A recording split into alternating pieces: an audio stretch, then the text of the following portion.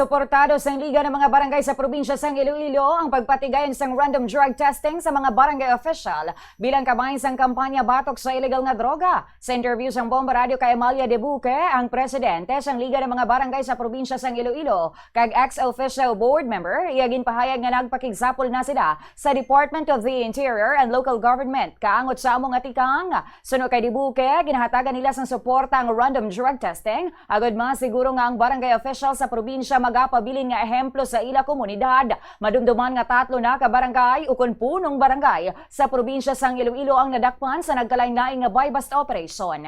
Samtang lakip diri ang punong barangay sang barangay Kanawili, Haniway, Iloilo nga nakuhaan sang 2.7 million pesos ang ginapasuni shabu kag mayaraman sang ukon illegal nga droga kag marijuana. Nasundan ini sang pagdakop sa punong barangay sa Tubles, San Dionisio, Iloilo nga mayara naman sang balor nga 6 million pesos nga balor sang ginapatihan illegal nga droga. Ang pinakaulihi amo ang punong barangay sa Bondulan, San Dionisio nga nakuhaan sang masobra 1.5 million pesos nga ginapatihan shabu. Yari ang pahayag ni Debuque.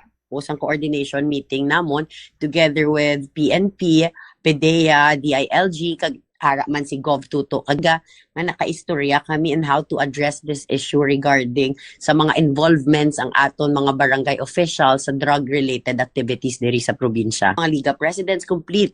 So nami pagid ini kay may ara pagid idugang pagid ang partnership naton with DILG and Iloilo Provincial Capital.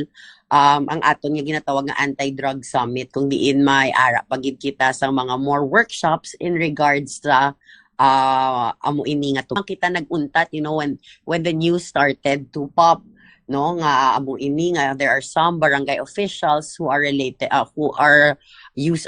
pushing drugs sa ila mga barangay.